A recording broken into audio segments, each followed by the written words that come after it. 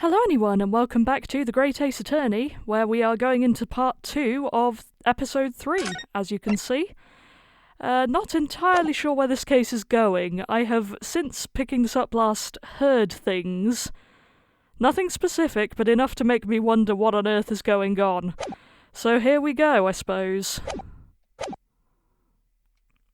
So, Lord Van Zieks, continue to substantiate the case for the prosecution, if you please. To catch up on where we left off last time, we just managed to get the jury to change their minds and let them keep the trial going, so here it goes, I guess.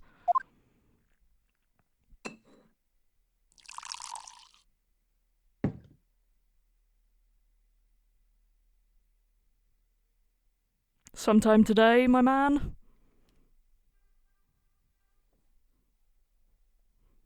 Anytime? Oh. Oh dear. Having savoured the rich aroma of the carmine contents of this hallowed chalice, it may seem crass to crush it to dust. Pray forgive the discourtesy. Lord Van Zieks? Ugh, is it cold in here, or is it just me? As your antiquated tome no doubt says, the prosecution may not speak during a summation examination. So I honoured a deathly silence and listened to the charade. It seems I overestimated the intelligence of the jury. Way to get them on your side, my dude. Well, no matter. There is nothing so hard to prove as a self-evident truth, it would seem. No, and why else would we grace the courtroom with our presence, after all?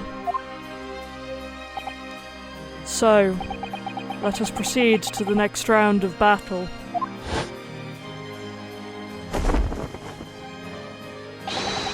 Bring forth the witnesses once more. Well, someone's a drama queen. Liking this music, though. I wonder if that's his theme. Witnesses, I trust you heard the summation examination we have just had to endure.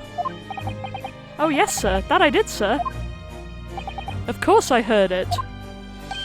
Oh yes, sir. I heard it. You, sir, on the end. The coachman.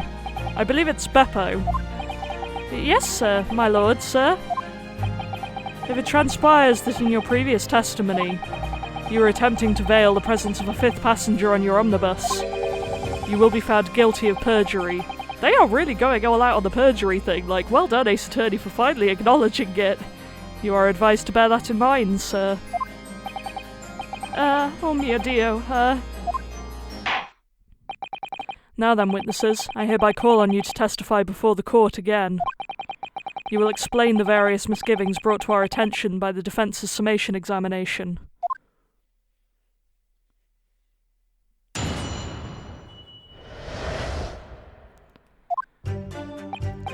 I only carried 4 passengers that night, I swear it, but well, I for one was told I had to pay 5 pence for the bus. He fiddled us on the fare, he did, and then I saw that blood-curdling sight as well. It's all too much. I tell you, I saw McGilded stabbing that man. Everything I said before stands. Oh yes, he stabbed him, yes he did, I think so, yes. Well, that's wonderful. Counsel, make sense of this for me, please. The phantom fifth passenger conjured into existence by my learned Eastern friend never existed. The confusion has arisen from the coachman's sly little cozenage. Beppo, explain yourself. I'm terribly sorry, Guildmaster. The guild's fare is 4 pence across the board. You know that. Am I to understand that you've been overcharging our passengers by a penny a fare? It's so cold, and the last run of the day is always half empty. You have been dishonest, coachman. I'm sorry. You're a disgrace, Beppo, a disgrace. And your selfish actions have brought dishonour on the entire guild. If I may, sir, I had to pay 10 pence on the bus just last week. What? 4 passengers at 5 pence each is, yes, 20 pence. I've done the arithmetic 10 times already, but I just can't make the result come out differently. No, that figures. Well, it would appear that one of the aforementioned misgivings has already been explained. So, counsel for the defence, your cross-examination, if you please. We've already had the pleasure of a protracted summation examination today. I see you intend to continue the parlour games. Absolutely. Well, at least we're upfront about it.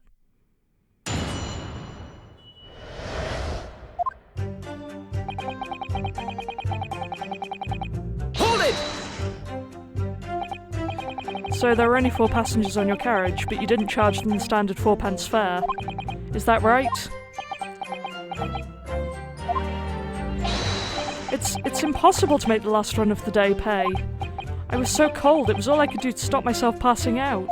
I'm getting chilblains just listening to you.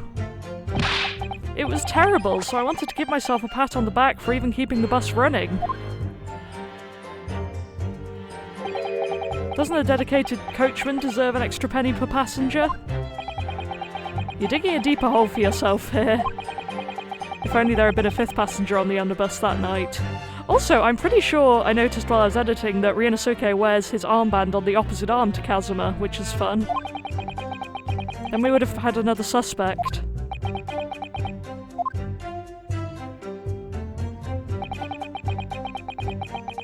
Hold it!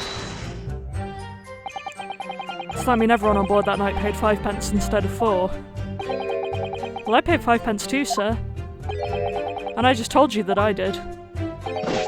A flat fare of 5p across the board. It's not something to be proud of. The so-called discrepancy my learned friend identified was nothing of the sort.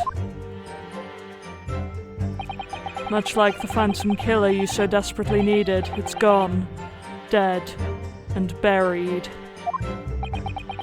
I'd have been happy if it had ever existed in the first place.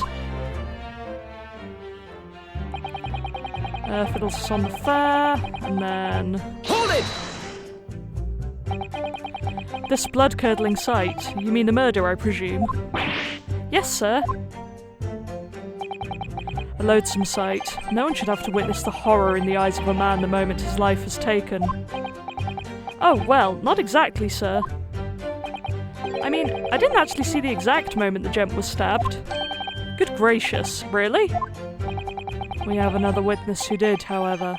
The banker has already testified to it. But Mr. First didn't actually see the point at which the victim was killed.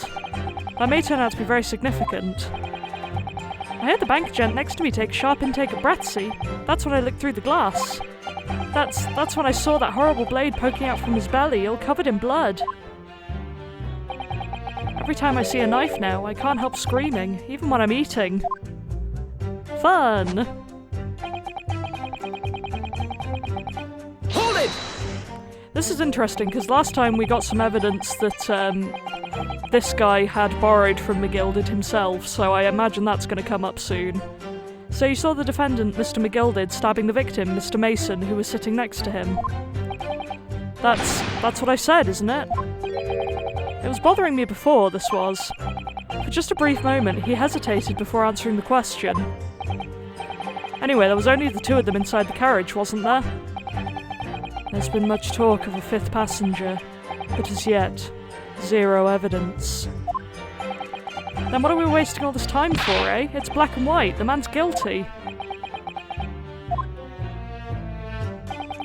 Something about Mr. Fairplay's testimony just jars with me. I wish I could work out what it was. So do I, mate. Oh yes, he stabbed him, yes he did. I think so, yes. Hold it! This sounds very specific. Earlier you testified that you saw the moment when the defendant allegedly stabbed the victim, didn't you? Oh yes, that's right. You said that the victim was on the floor and described the assailant holding the knife in an ice pick grip.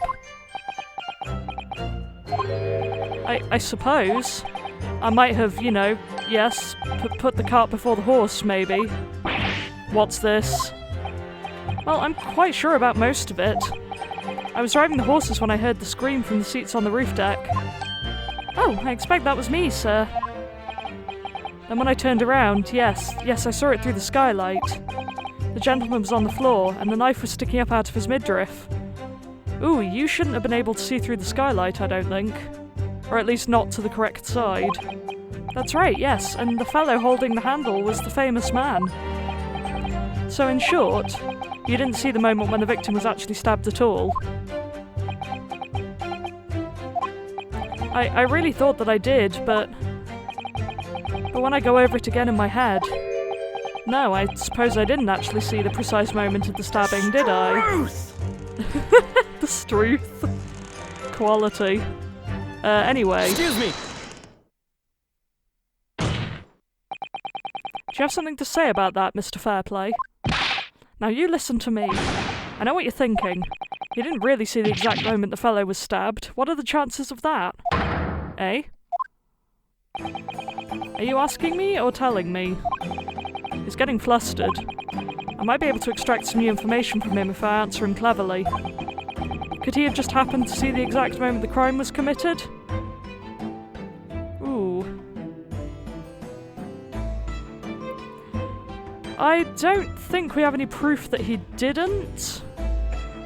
And he said answer him cleverly, so I guess we tell him what he wants to hear. Well, I suppose some days are like that. Sooner or later you'll see something you wish you hadn't. If you're always peeping through a skylight on the top of an omnibus. Peeping? I'm a respectable city banker, I'll have you know. And I know what I saw. I remember it as clear as a Ballarat day. It was a grim scene, I don't mind telling you. Thank you, Mr. Fairplay. Oh, excuse me if I was getting a little hot under the collar there, my lord. I would ask you to supplement your testimony with a clear statement about what exactly you saw. Oh, I can do that all right. I'll tell you just how grim it was. Do you think I'd forget the sight of those blood-soaked hands after that butcher stabbed the man? Ooh, okay. Because blood-soaked hands, he was wearing gloves. I guess I'll press it first, but that's my guess at the contradiction. Blood-soaked?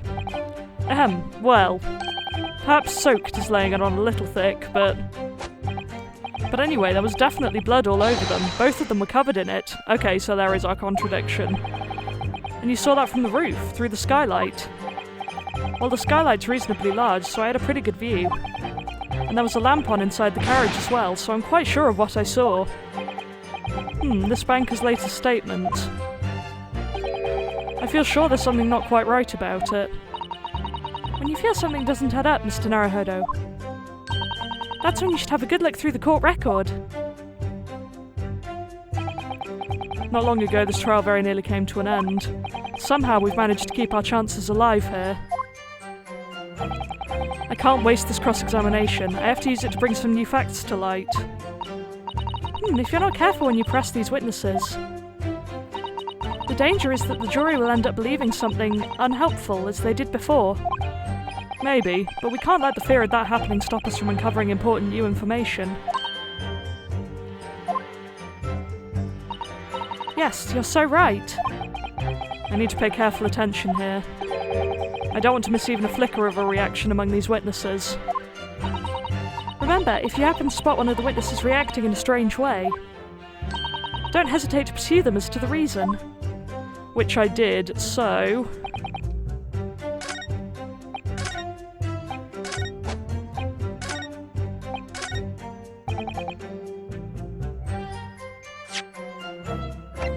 let's see how this goes. Objection! Well, the music stopped, so that's generally a good sign. Blood-soaked hands?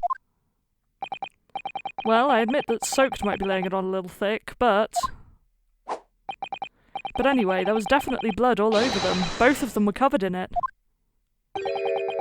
Well, I'm very sorry to disagree, Mr. Fairplay, but that's more than a little peculiar. What? Here are the gloves worn by the defendant, Mr. McGilded, on the night in question. Oh, yes, right. And there certainly does appear to be a sizable dark-coloured stain there. But, as I'm sure you can clearly see, it's only on the right-hand glove. Ugh. In short, Mr. Fairplay, your testimony is inconsistent. But no, that can't be right. So you're the liar here then? That's right, you were quite clear about it. You said, it was both hands.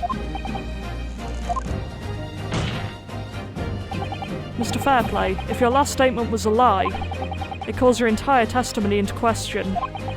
You say you saw the moment the victim was stabbed, but is that really the truth? Objection! It was a simple mistake. You can't justify accusing this man of lying. Yes, it was in both hands. It was only one. But the fact remains. The victim's blood was on the accused. Objection!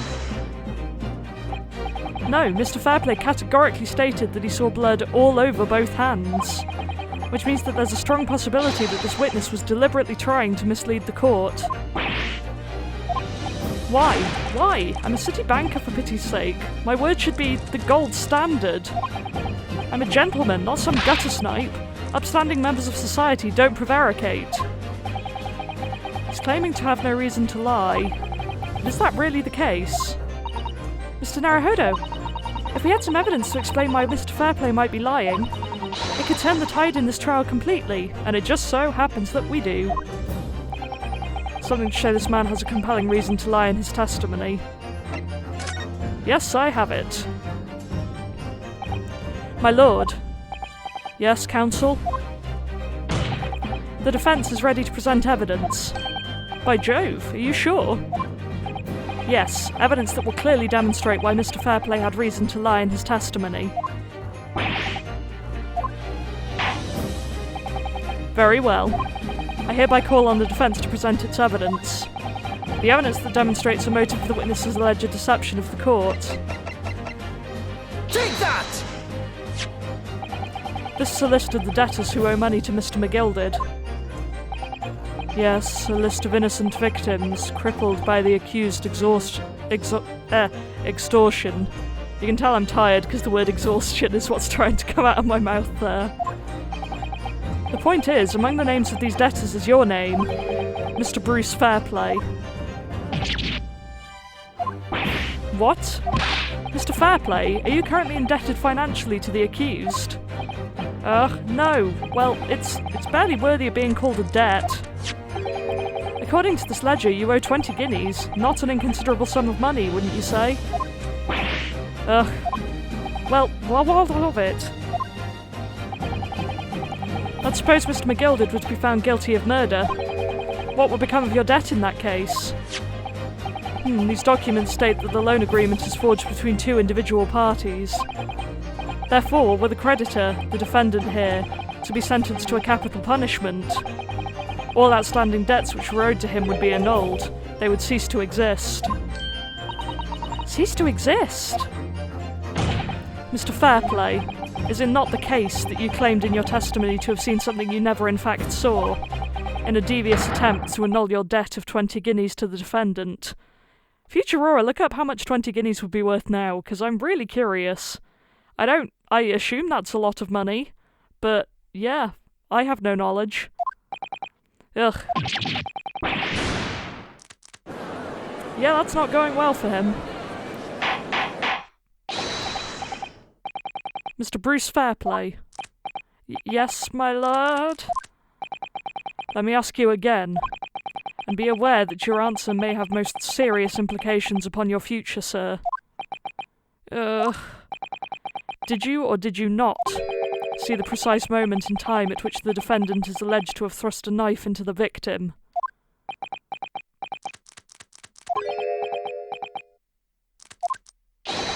Your silence speaks volumes. You did not tell the truth in your testimony.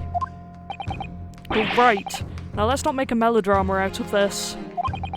Perhaps I did overstate the truth a pinch. A pinch? But it makes no difference. I definitely remember seeing blood on Mr. McGilded's hands, both of them. Objection! And yet, only one of the defendant's gloves, which we have here as evidence, is stained. So you keep saying.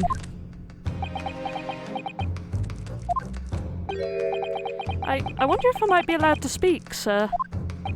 Go ahead, Mr. First. Well, the thing is, I think I remember seeing it myself, as it happens. Seeing what? The blood, sir, on the assailant's hands. I think. Yes. I'm almost sure that it was on both of his hands, not just one. What? What? And we don't have anything to discredit that guy. So I presume what this is leading up to is that it was someone else's hands. It would appear that we're going to need further testimony from all you witnesses. This time I would like to know precisely what you did and what you did not see. Do I make myself perfectly clear? Yes.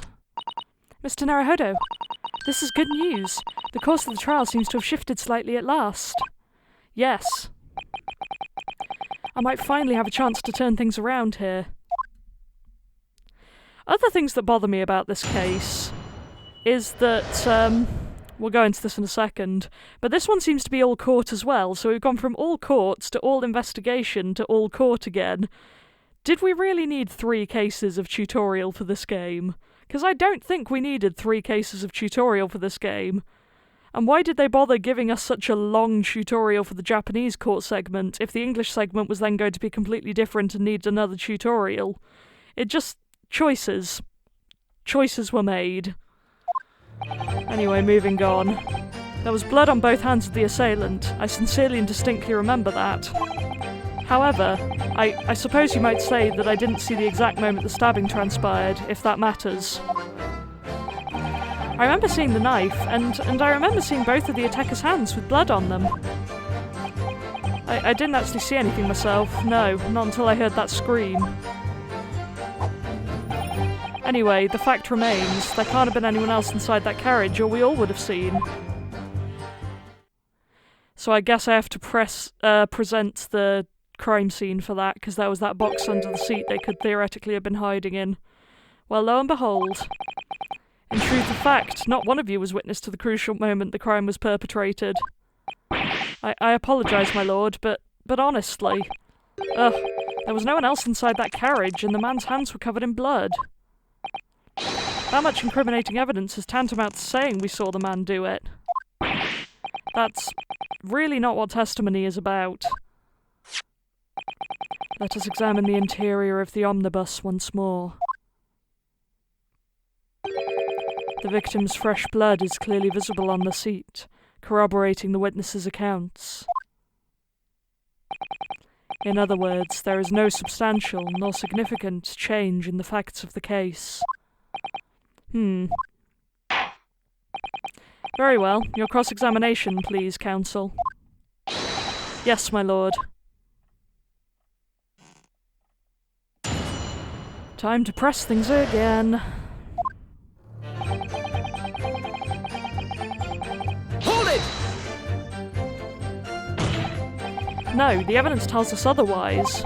We have the gloves the defendant was wearing on the night in question in the court record. I'm well aware of that, sir, but nevertheless...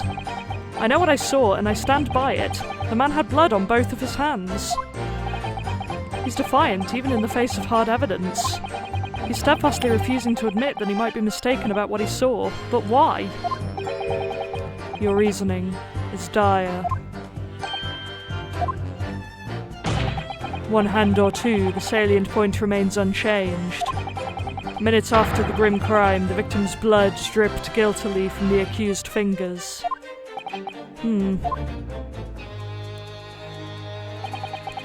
However, I suppose you might say that I didn't see the exact moment the stabbing transpired, if that matters. Hold it! Don't try to downplay this. Whether or not you saw the exact moment of the crime is a matter of fundamental importance, as well you know. But for crying out loud, we all know that no one else could possibly have done it. I was just trying to save us all some time. You have a loan of 20 guineas outstanding with the defendant, do you not? Huh. Had you hoped to release yourself from that financial burden by ensuring the defendant was found guilty? That's not entirely not what I was hoping for. The double negative says it all. I just lost a little guinea, or 10, when I backed the wrong horse in the derby, that's all. Ugh. I was going to win it all back. There's a fixture this weekend that's a sure thing. A little guinea or 10. I'm a banker. No one bats an eye if I borrow a little spending money for the weekend. Yeah, which is why no one trusts bankers. I think you may have revealed rather more about your character than you had bargained for, sir. This witness's scruples are not on trial here. Proceed to the next witness. Is that really how it's supposed to work?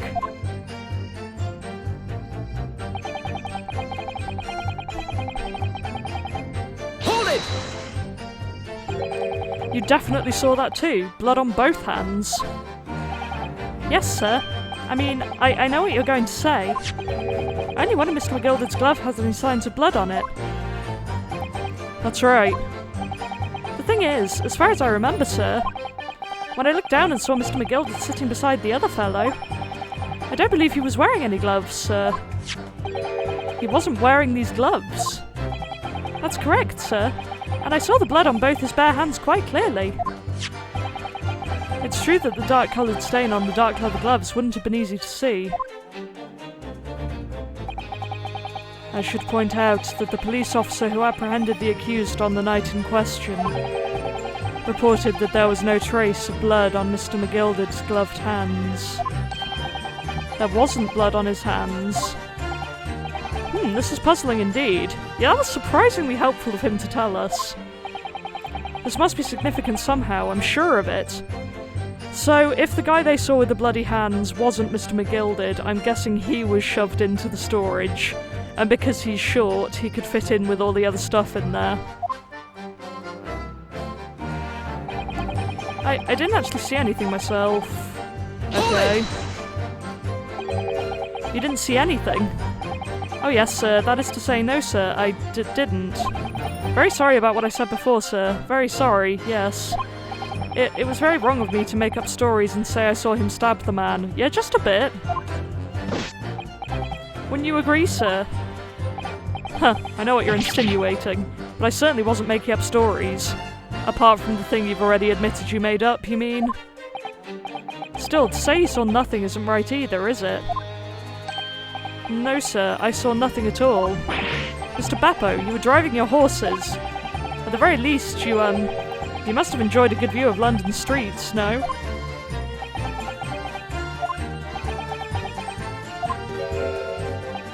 Oh, please. You didn't even see that. It was so cold that night, you see. It was all I could do to keep from passing out, sir. Yes, my head was fairly frozen solid, sorry to say, sir. It would seem prudent to avoid travel on the last omnibus service of London's cold winter nights. Beppo! Ugh! Anyway, the fact remains, there can't have been anyone else inside that carriage, or we all would have seen. Hold it! And everything you saw of the incident was through the skylight on the roof of the omnibus. That's right, it was fiercely cold that night, but the glass wasn't frosted over. Oh yes, I remember I was shivering, it was so bitter. Which rather begs the question of why the pair of you were sitting on the roof deck in the first place. Yeah, I've been wondering about that. Well, I don't know about this young fellow, but I couldn't enter the cabin. Oh, why not? It was locked from the inside. I tried knocking, but no one opened the door. It was locked? That's right, and it's a public bus service for pity's sake. That's not what I call fair play. Very funny. Yes, I had exactly the same experience. I tried knocking, but the gent inside just gestured at me to clear off. So I had no choice but to climb up to the roof deck and look down longingly into the warm cabin below. Well, I can assure you I wasn't just looking down, I was glaring, long and hard. And that's precisely why I can tell you with absolute confidence that if there was anyone else at all in that cabin, I would have noticed. Unequivocal, I would say. I'm not sure about these two witnesses. Could they really have seen everything inside the cabin through the skylight? They might not have been able to. I've been thinking about this the whole time, because from where their seats were, they wouldn't have been able to see the seats directly below them. Allow me to confirm one thing, Mr. Fairplay.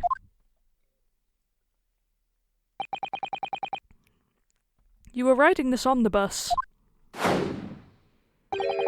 and witnessed the events in the cabin through the skylight and the floor of the upper deck, isn't that right?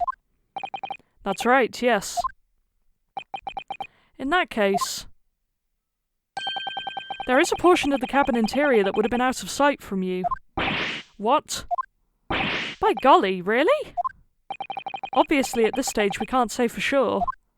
But the possibility cannot be denied that at the time of the incident, there could have been another passenger in the enclosed cabin of the omnibus. Objection! Enough hypothetical meandering, my Nipponese friend. The prosecution demands that you substantiate your claims. After all, the scene of the crime is here, in the flesh. Very well, I will uphold the prosecution's demands. You will identify the area on this cross-sectional plan of the omnibus. Where exactly in the omnibus are you suggesting that this potentially extra passenger could have been situated? Down here. Take that! Both rows of seats on the roof face in the direction of travel, whereas the seats in the enclosed cabin face each other, which means the visible part of the cabin, which passengers on the roof deck can see through the skylight, is as I've drawn here. Ah! That's right, my lord. As you can see, the seat opposite the one on which the victim and his attacker were sitting is obscured from view. In other words, if someone had been sitting on that seat, it's quite possible that these witnesses would have been completely unaware of it. Ugh. Objection! It's quite possible some phantom was sitting there. You have a forbidding habit of obscuring the truth with ambiguity. And you have a habit of making judgments about people. That's a cool pose, though, I'll give him that. I concur with the prosecution's rejoinder. In a British court of law, evidence is paramount. I cannot entertain this conjecture, counsel. That is, unless you're able to put a name to this mysterious passenger to whom you allude. Can you, Mr. Naruhodo? I mean, not that I know of. I honestly don't know. Who could it have been? Oh, unless that was Mr. McGilded, and they saw someone else next to him. Who could have been in the other seat, which was out of sight from the witnesses on the roof deck? I'm gonna say I have an idea, mostly because I clicked out of that too quickly, but I understand, my lord. The defence would like to put forward a name. You are a fool. That response was a desperate attempt by a man who has no notion of his own limitations. A toast to hard lessons not yet learned. I'm kind of obsessed with the way they've drawn his face. It is very, morbidly longing. It's kind of impressive. Let us not delay, counsel. The defence is still to name the passenger in the other seat. This could be it. This could be the chance I've been waiting for to turn the trial in my favour. On that night, on the night of the murder, the person occupying the seat in the omnibus cabin that was obscured from view was... I think it's this guy. Take that! The passenger in the enclosed cabin that the witnesses on the roof deck failed to see. Has to have been Mr. Magnus McGilded. Mr. McGilded? What are you talking about, counsel? That's the name of the defendant. Objection!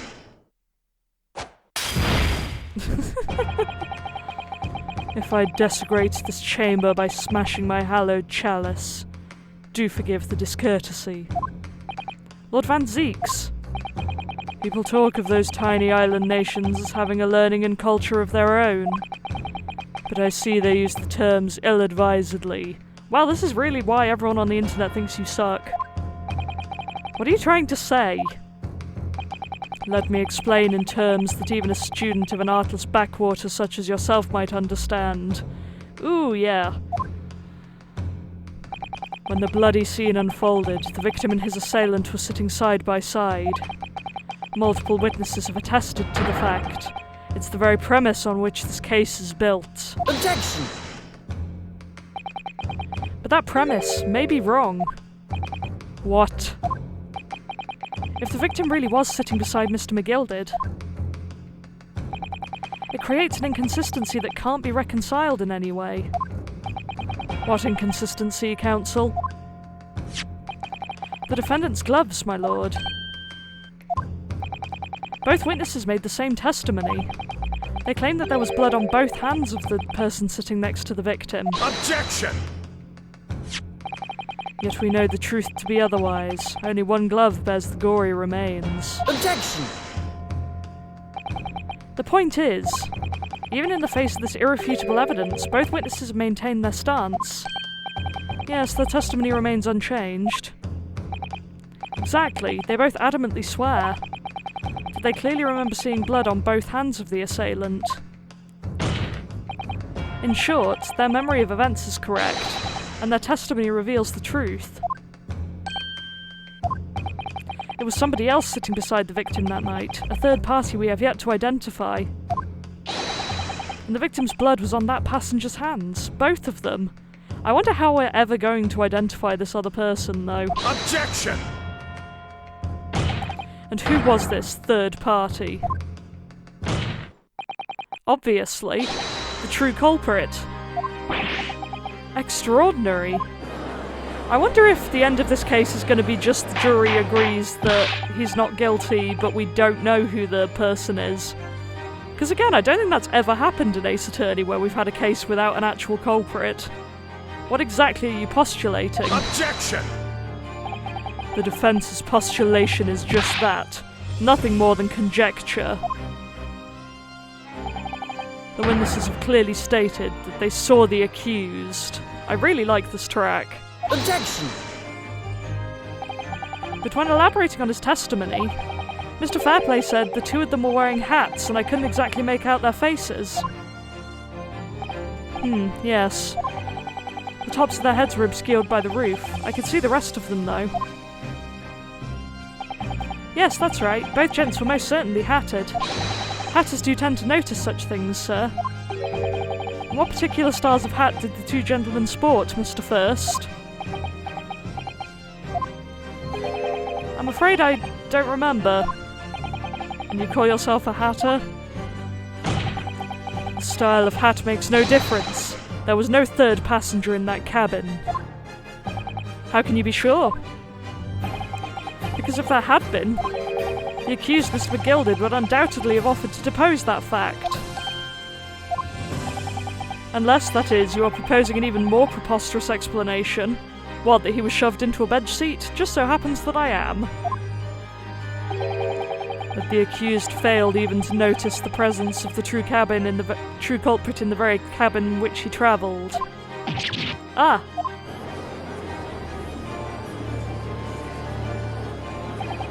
He's right. If there was another person travelling in the enclosed cabin of the omnibus, it's inconceivable that Mr. McGilded would have been unaware of it. Order. There is clearly a simple solution to this problem. Bring the accused, Mr. McGilded, to the stand. Well, what say you, counsel? The prosecution objects, my lord. On what grounds? As a suspect, he will have already made a full statement to the police. But what if there's some reason why he's unable to speak freely? Magnus McGilded is no uneducated ruffian. If it indeed turns out that the man has been withholding information, you can be sure it will have been a most deliberate act. Counsel for the defense, what is your opinion? My lord, should we ask him to testify or not? Ooh, I don't know, actually. I don't see why they'd be giving me this option if I wasn't meant to, though, and there isn't really much we can do without him, so... Yes, we need to hear what he has to say in order to find out the truth. The defense would like to call Mr. McGilder to the stand. In that case, I would like to hear the opinion of the jury. Yes, I need a little time to consider this. If you ask me, I think we should hear what Mr. McGilder has to say. Get the man out here, I say. It would be utterly illogical not to hear his testimony. When something needs doing, get it done. That's how I run things at the guild. Hearing what the patron of my favourite little park has to say? Oh yes, that would be lovely. Yes, the jury says the man must be heard. Very well, the court will hear the defendant's testimony. Bailiff, show the defendant to the stand at once.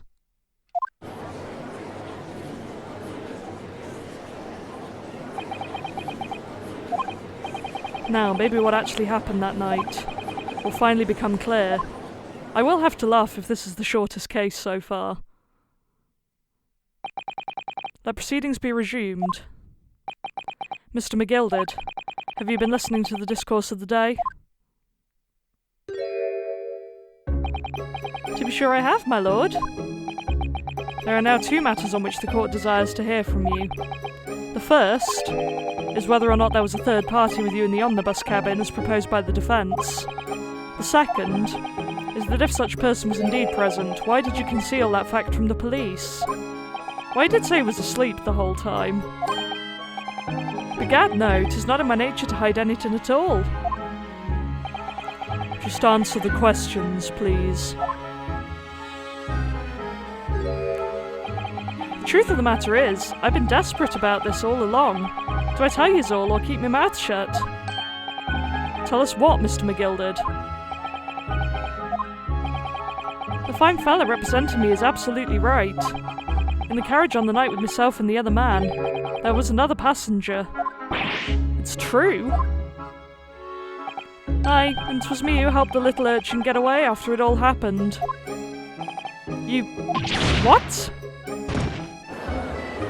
So he aided a murderer? Huh. No, Magnus McGilded. That convenient excuse can't save you now. I'm truly sorry, so I am, Lord Van Zieks. I'm sure you'll be wanting to know why I said nothing when I was taken in by the police. I do be having a very good reason, I assure you. Which was... well, the little child was just in the wrong place at the wrong time, not in any way involved, you see. What? If the police had known the wee one was there, they'd have assumed she'd done it. They'd have hauled her into this here courtroom, just like myself. I was only trying to spare her that. Young hearts and young minds are easily damaged, my lord. To be fair, that doesn't look like the kind of man who cares about whether young hearts and minds are damaged. And who was this young child of whom you speak? That, I don't know. You don't know? Aye, well, the wee thing just happened to be in the carriage that night. I never saw her before or since. Objection! I wonder if this is going to turn out to be Iris. We have absolutely no reason to believe this man. The prosecution calls for the witness's statements to be disregarded by the court. You know, I wouldn't be surprised if the urchin isn't here in this courtroom as we speak, listening to the proceedings. What?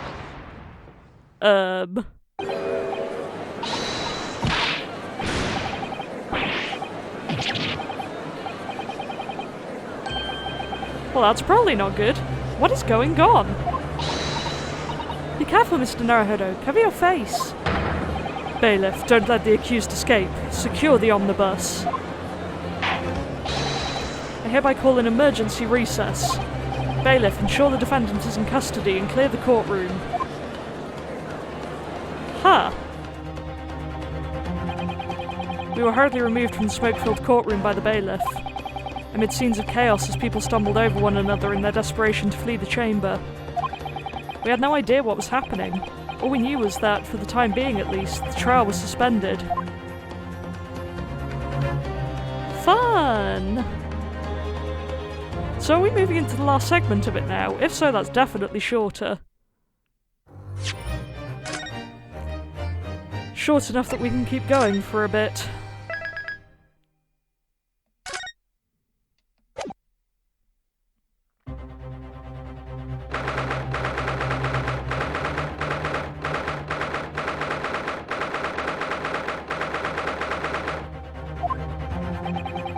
What on earth just happened in there?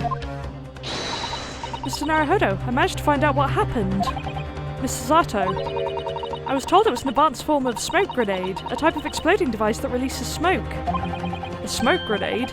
It sounded like the sort of thing ninjas use. They're only just making sure everything is safe now. I think the trial will start again before long. But who would have done something like that? The police managed to catch someone who was trying to flee the courtroom, apparently. Flee the courtroom? Why? Well, it's a young girl of around 15, I hear. A young girl? Then could it be the other passenger that Mr. McGilded was just talking about? I really hope we don't have to accuse another 15-year-old girl of murder. I think we've done enough of that so far this game, and I hate that there's a precedent now. My thoughts exactly. So I wasn't lying. Oh, what's become of Mr. McGilded, actually? There are so many things I need to ask him about, but he's not here. I think he was summoned to the prosecutor's antechamber to answer questions. Along with the young girl. Who is she, I wonder? And what was she even doing here at the trial? She was taking a huge risk, and for what possible benefit to herself? There's another matter that's troubling me. What's that? The 20 pence. Oh, according to the coachman, Mr. Beppo,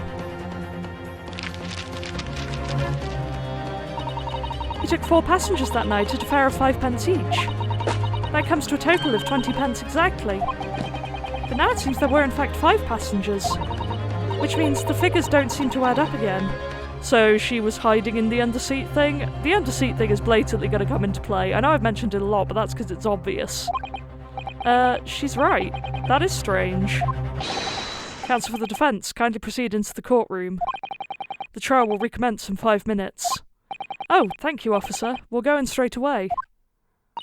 Well, whoever she is, I imagine this young girl will be asked to take the stand and testify now. I really can't imagine what she's going to say, but it could alter the whole direction of the trial. We'll know soon enough, Mr. Zato. Yes.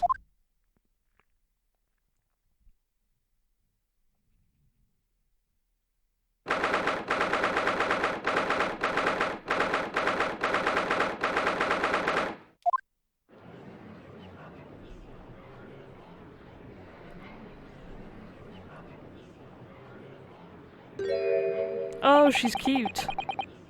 There's the young girl next to Mr. McGilded, look. She must have been the one who caused the disturbance before. I will also have to scream if it turns out to be Nina again, given the blonde hair and the hiding of the face. Well, after that rather eventful recess, the court will now resume the trial of Mr. Magnus McGilded. Now then, Lord Van Zieks. My lord. I believe you've established the cause of the smoke which veiled proceedings earlier. It seems to have been an advanced form of smoke grenade of the sort typically employed by the army. Good gracious, the army? What in the devil's name? It was an elaborate attempt by a young girl to cloak her escape from the public gallery, but she was caught, and now occupies the stand. Your name, girl?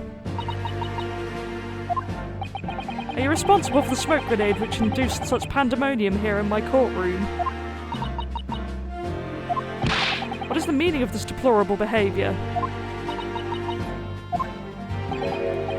If I may, my lord. Yes, Mr. McGilded. I think perhaps I ought to explain here why it is that this wee lass was here in the first place, and why she tried to bolt like that. It's all tied up with the events of that night, so it is.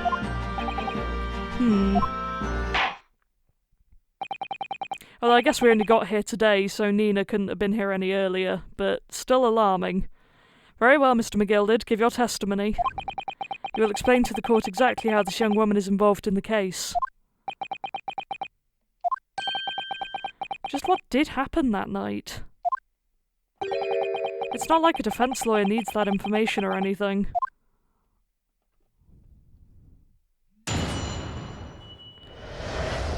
The young girl. On the night in question, I took the back seat in the omnibus and promptly nodded off. Then, begorra, a loud thud and a wee scream woke me up with a fair start. There was a fella collapsed on the floor at my feet, so I sat him up on the seat across from me. Then I turned to find out where that scream had come from, and bless my soul, what did I find? There was a child in there, all curled up in a ball, hiding their wee self away.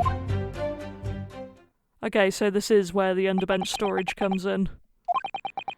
I remain somewhat baffled, I confess, but from what I gather on the night in question, this young girl was indeed riding in the omnibus, is that correct? This is exactly as the defence counsel said. This lass was the 5th passenger, my lord.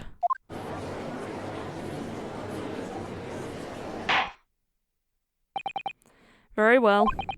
The defence may now cross-examine the witnesses. Are you ready, counsel?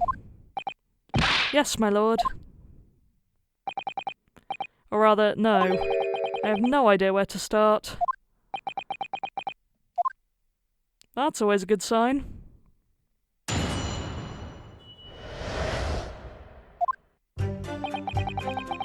On the night in question, I took the back seat. Hold it! When you first got onto the omnibus, were there any other passengers already on board? There were not. The cabin was empty and there was no one on the roof deck either. You were the first passenger, as it were, I see. Aye, and that's why I took the backside as I did. It is the most comfortable, so it is. Could you explain exactly what you mean by the back seat? By all means, 'tis how you already described it earlier. I'm talking about the seat opposite the one in which the poor gentleman who was stabbed was sitting. Like I said, 'tis the most comfortable and where I feel most at ease. And of course, I enjoy gazing through the skylight from time to time as well.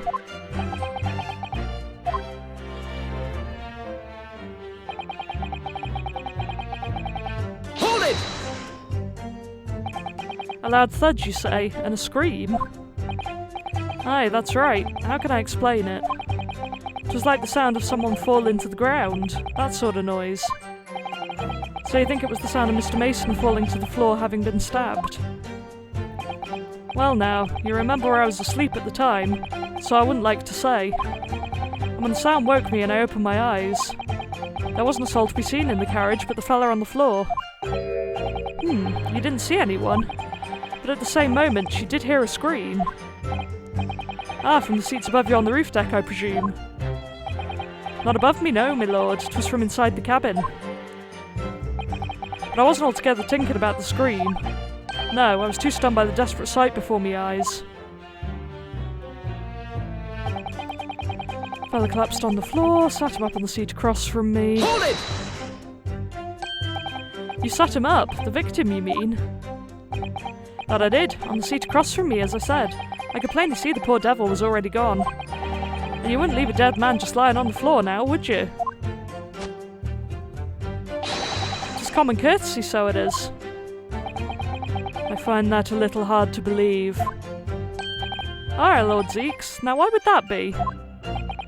You wake to find a man lying dead at your feet in a carriage. Any normal person would hail the cabman.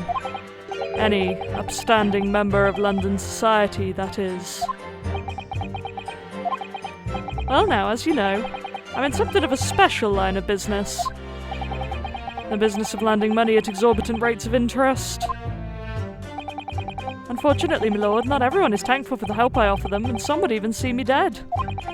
So I do try, where at all possible, to avoid getting myself in a tangle with trouble.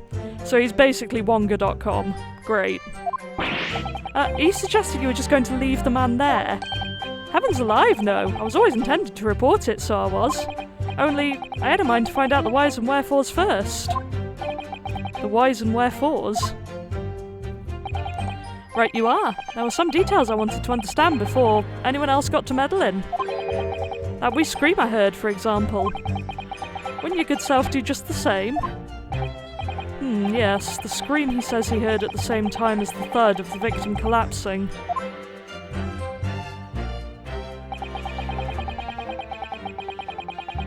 Hold it!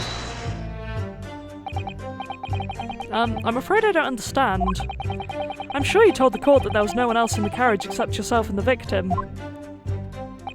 So I did, sir, so I did. As far as I could see, that is. What do you mean by that?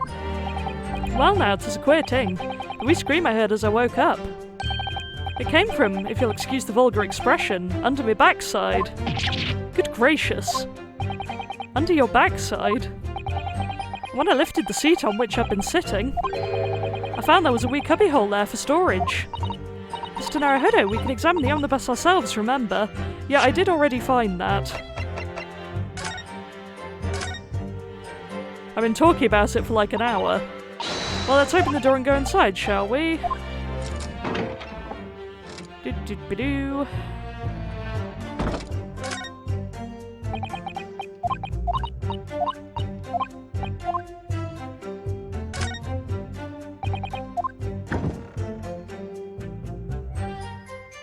Oh, there's nothing in there now. It wasn't empty before. That's really bizarre. Because when I checked it, it definitely had stuff in it. Storage compartment, but there's nothing in here. It's totally empty. Something doesn't seem right here, but I can't put my finger on what it is. Weird. And I missed this before, but the blood from when he was on the floor, I presume. Is something wrong? Oh, it's just, well, this bloodstain is so obvious, that's all. And yet Van Zieks has made no mention of it. That's a good point. I suppose that does seem a little strange. Why do I have such a bad feeling about this? Yeah, I feel like we're gonna find out. Of course, the whole bus was submitted as evidence. This would be a very good time to have a thorough look around inside. Again, already did that. And that's when I found her.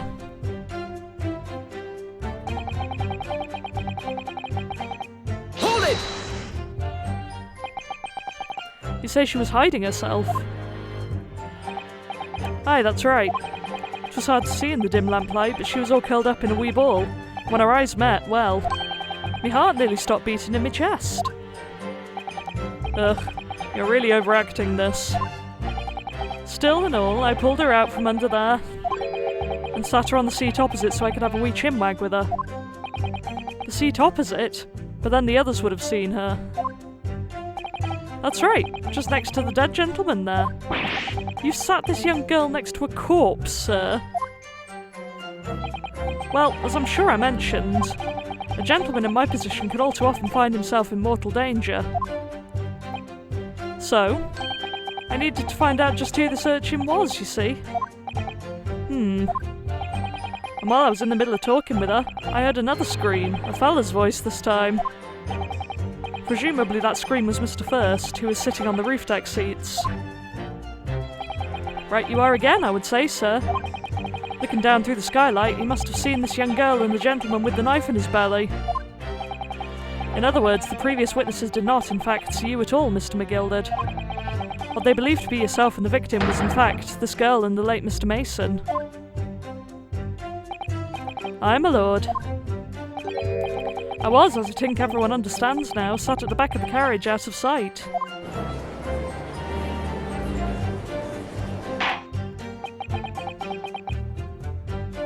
It is certainly plausible.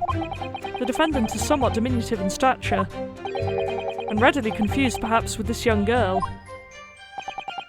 After that, of course, at the scream from the gentleman over us, the driver realised something was wrong and pulled up the horses. Thank you, I've heard enough. The events as explained are clear in my mind. However, at least one conundrum remains. Who is the girl? Her name is Gina Lestrade, my lord. Oh, we're bringing a Lestrade into this. That's interesting. She's a chancer, earns her crust among large crowds, relieving people of their purses. What's commonly called a pickpocket. What? This girl here? A petty thief?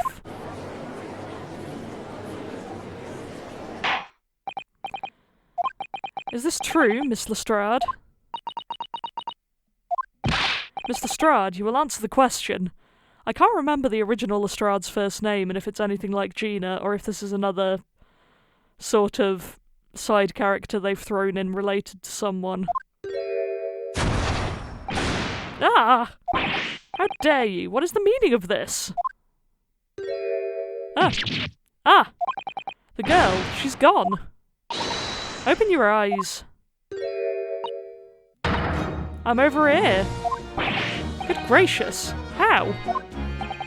What was the point in that little sidestep? I know what you lot are thinking. Grown-ups are all the same. This dirty little dipper, you'll say, slipped up and got caught on the job. She got herself backed into a corner, so she knifed the gent. Go on, that's what's in your heads, ain't it? No, not at all. This is a court of law. We're here to determine the truth, not cast...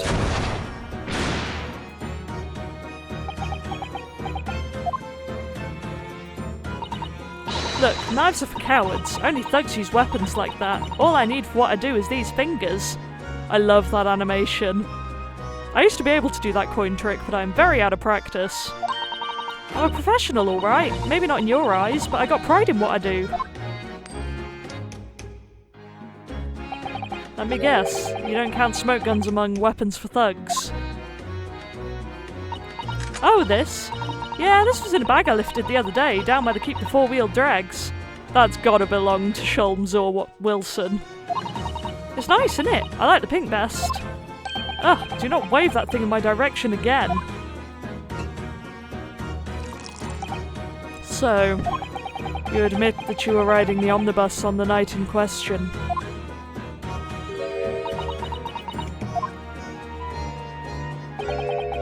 It is alright, lass. You can tell them the truth now. Alright, yeah. It's just like the Irishman said. The court accepts this girl, Miss Gina Lestrade, as a valid and significant witness in this case. Accordingly, young lady, we will now hear your testimony, if you please. You will tell the court exactly what happened in the omnibus on the night in question. Alright, if I have to.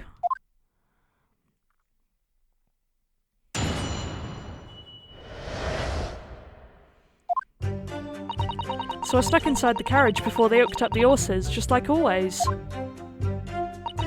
But it was a right old waste of time. I got nothing to show for my troubles that night. I'll tell you, you can't see a blind thing in that hiding place. It's pitch in there. Then after a while I heard this loud bang. Nearly jumped out of my skin, I did, and the scream just came out. It's because of that this swell found me. He did help me get away, mind. Yes, he let you go. I fail to understand why you would let the street urchin go, Mr. McGilded. Oh, 'tis simplicity itself, my lord. You see, she couldn't possibly have killed the other passenger. I knew that for a fact. How? As I'm sure I said before, sir.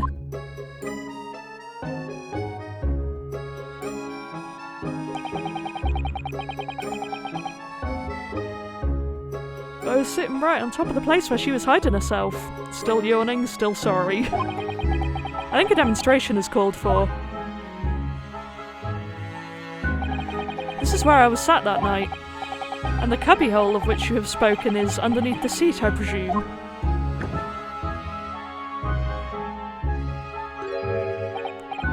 Yes, it does appear just large enough to accommodate someone of the girl's stature. Aye, but of course, the wee lass was stuck in there, because I'd parked myself on the seat for the duration. Ah! So you see, that's why I let the lass bolt. I knew if the police found her there, they'd automatically assume she'd done it.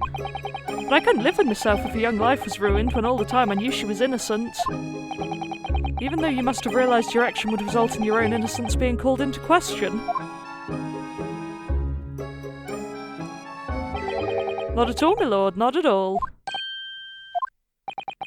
I knew in my own heart that I was innocent. So I thought it was worth taking a punt on my own good name for the sake of this less fortunate lass. My goodness. What a perfect gentleman. My lord, this fine example of a man cannot possibly be guilty of a heinous crime like this. I'm ashamed of myself for ever doubting you, sir.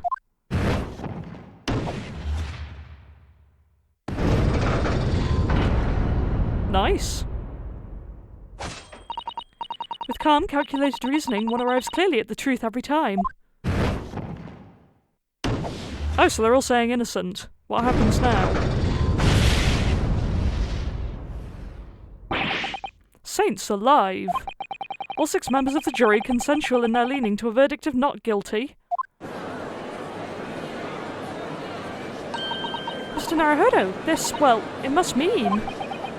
It must mean what? That we're victorious! This can't be how it ends though, right? We've won? Are you sure? Objection! There it is! The leg slam! If the sight of my iron-heeled Wellington offends, pray do forgive the discourtesy. I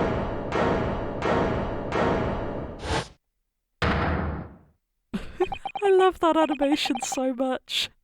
It's so stupid. This really is a consummate example of the one monumental flaw in British judicial practices, where evidence and reasoning should be paramount. Emotion rules the day. Emotion? The witness's last statement gives us a clear insight into his true nature. What do you mean, his true nature? Do you really think Scotland Yard would have made such a glaring omission? After the incident, the omnibus was comprehensively searched by officers of the police.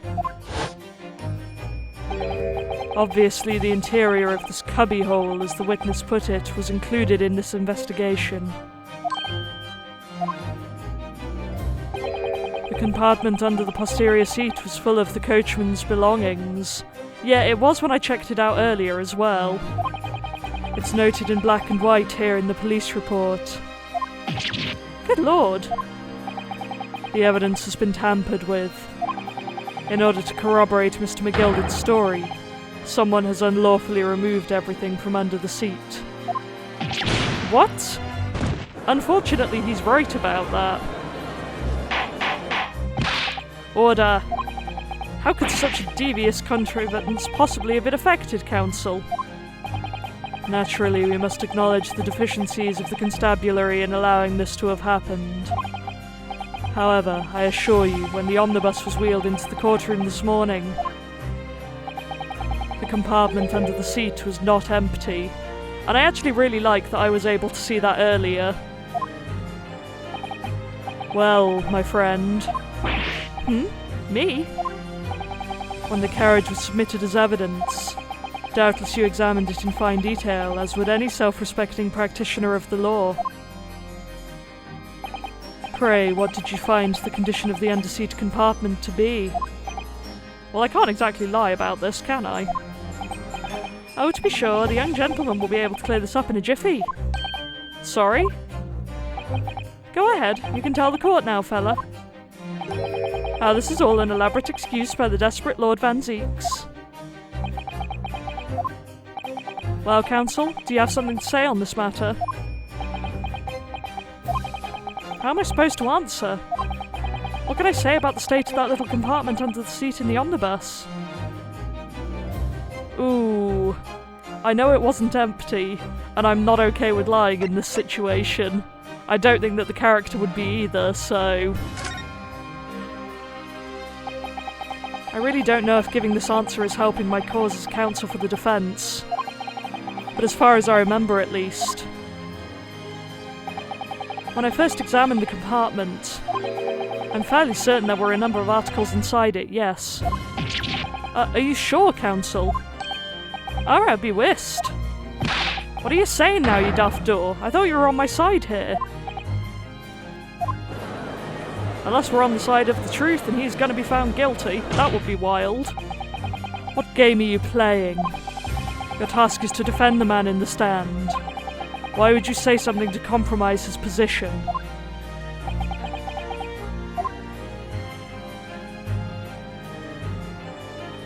He can't be found guilty, can he? Because that would overturn everything about these games, and also would mean that Rinosuke doesn't become a lawyer, which is not what we're aiming for here.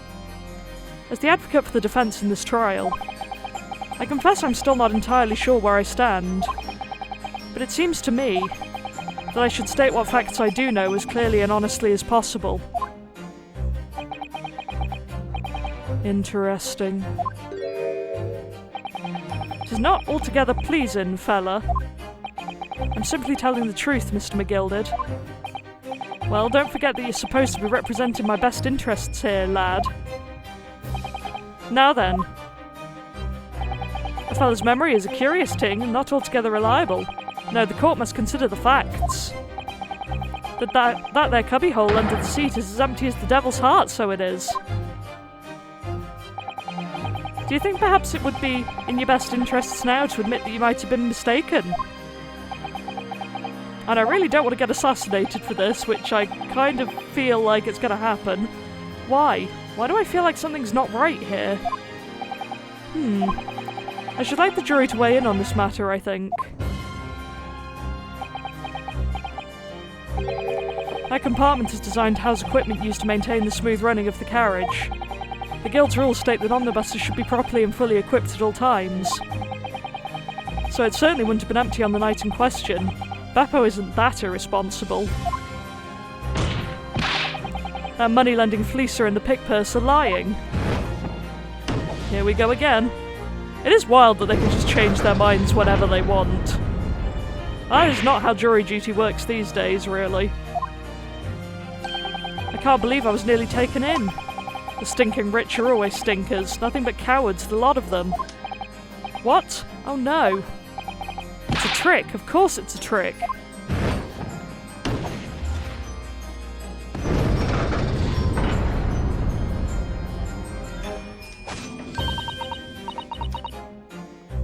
Quite so. I must concur here.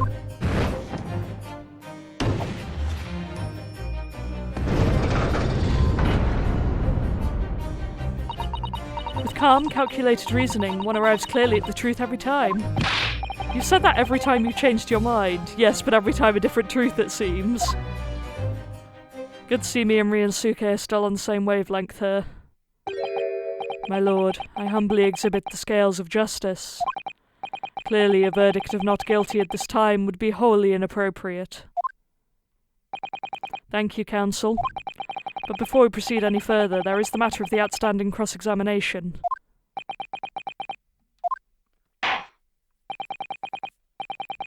Counsel for the defence, begin your questioning of the witness, please.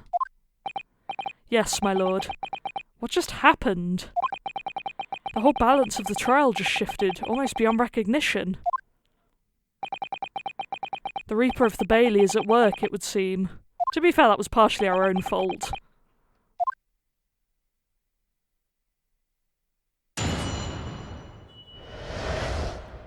What the girl saw. So I stuck inside the carriage before they hooked up the horses, just like always. Hold it! So you were already in the omnibus before it even set off on its run? Well, yeah. I mean, what's the point of spending a joey to make a few bob, eh? That's a rum idea, innit? I suppose she means there's no point spending money to make money. It actually makes sense. Counsel, may I remind you that this girl is a petty thief. Kindly refrain from entertaining her tenants. Well, that does clear up the little mystery of the fares and all. 4 paying passengers at 5 pence apiece, making the 20 to which the cabman testified. And one little scapegrace riding for free. The red conk of a driver always goes for some grub before his last run, see? So that's why I slip into the carriage and get myself in under the seat. Nice and easy, right? But your hiding place is a storage compartment. Full of equipment for the coach, no?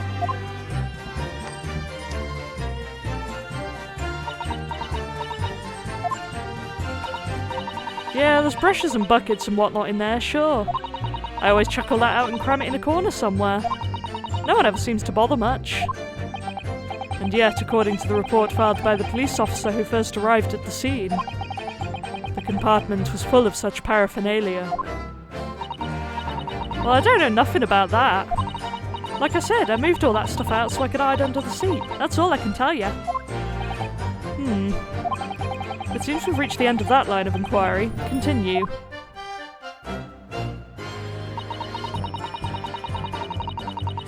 Hold it! A waste of time? Why is that? Well, most nights I'm on my own in the God permit, at least some of the time. I beg your pardon, did you say God permit? Oh yeah, well that's what my kind call it. You'd say the omnibus, I suppose. The point is, any normal run, the carriage ain't got no one in it for a while. And that's when you come out of your hiding place and get away. That's it, only that night. This cobra was sat on my seat from the start. And he didn't budge the whole way, did he? Not 1 inch. I was totally stuck. Do you mean to tell us that you were present in the carriage for the duration? You were under the seat the entire time while events unfolded in the enclosed cabin? Yeah. Right, mister. To be sure, I was as shocked as anyone. You don't expect to lift the cushion you've been sat on and find a child now, do you? So this Miss Lestrade couldn't possibly be the culprit then. I'll tell you, you can't see a blind thing in that hiding place. I wonder if there's going to turn out to be a peephole in there or something. So you couldn't see out into the cabin at all? Not a jot. Most days I push the cushion up with my head and look out the crack. Then I can have a butcher's at who I'm going to fiddle. I thought you were a pickpocket, not a butcher. I mean, I can have a look. The seat I get under ain't as plush as the other ones, see? So most of the time, the passengers plant themselves opposite. But for some reason that night, this here Irishman spent the whole journey right over me head. And for that reason, you weren't able to push the cushion up to peek out. I see.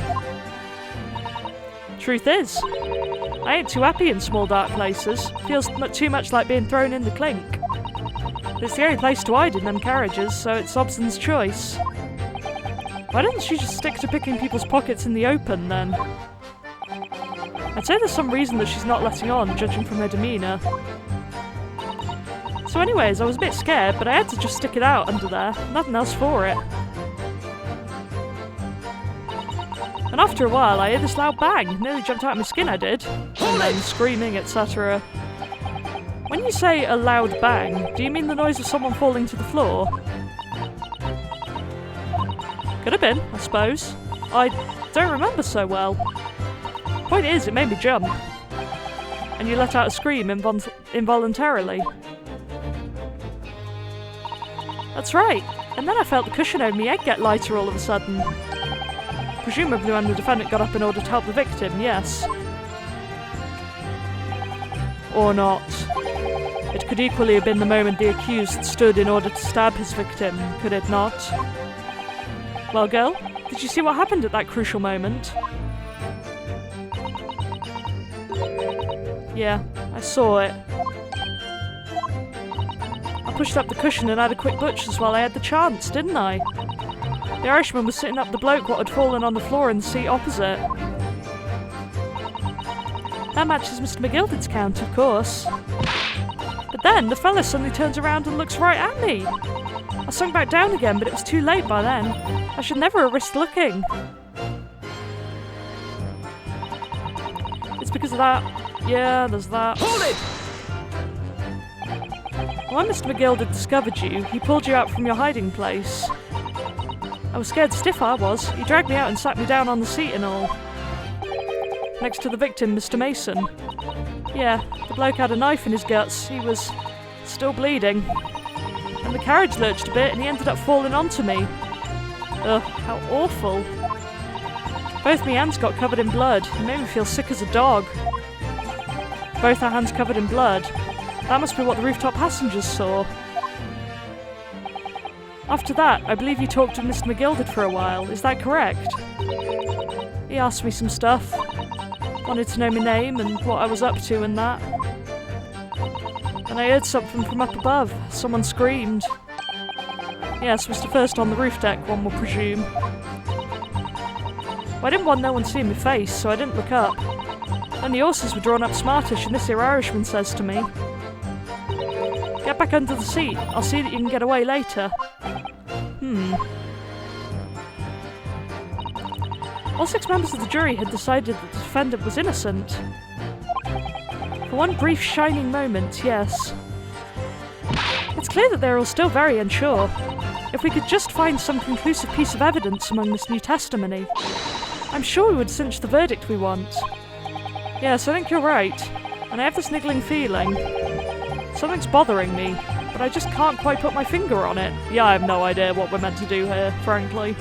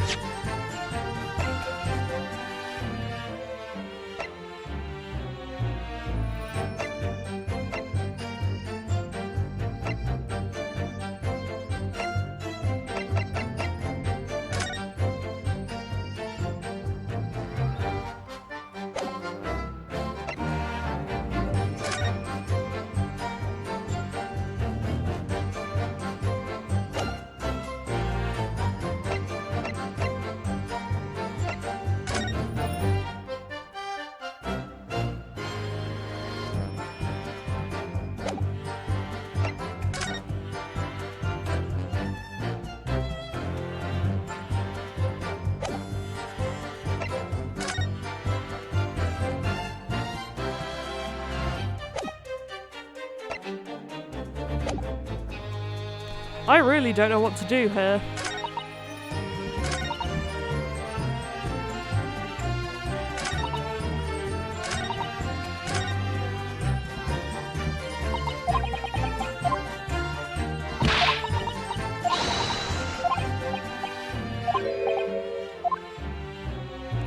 Okay, give me a minute to go back through everything again.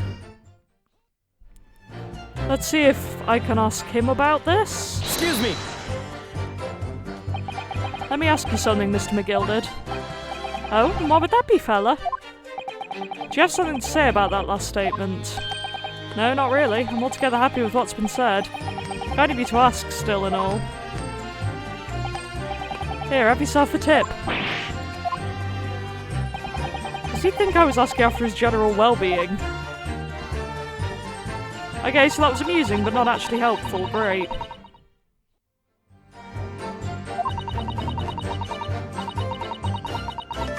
Well, no. Oh, hello. I swear to everything that I've pressed this before. What is going on? At least we can mess with him now, I guess. Excuse me.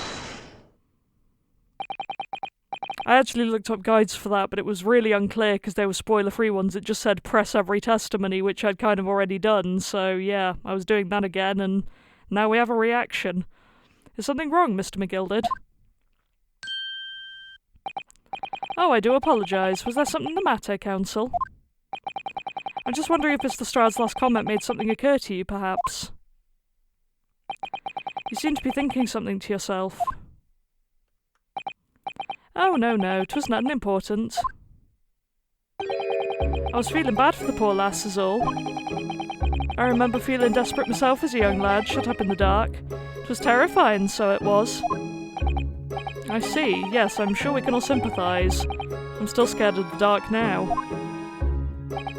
Aye, and I don't know about yourself, but I find that the darkness seems to make everything you hear seem that much louder as well. Yeah. I suppose it does, maybe. Mr. Strahd? Did you hear something that night? Anything? An unusual noise, perhaps?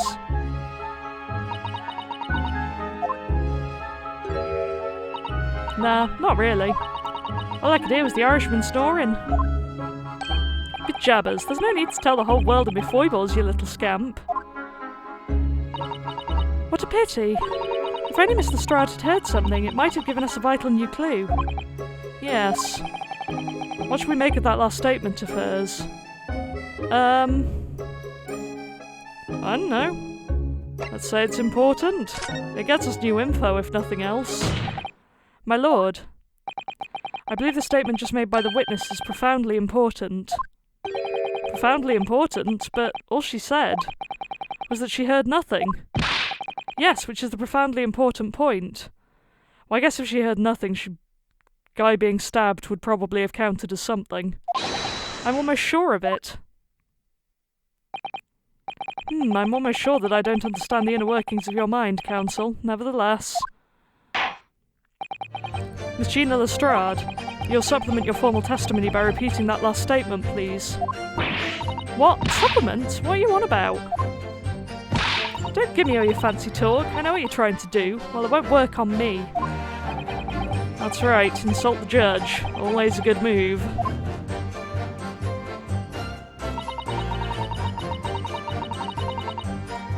Just need a quick drink break. Be right back.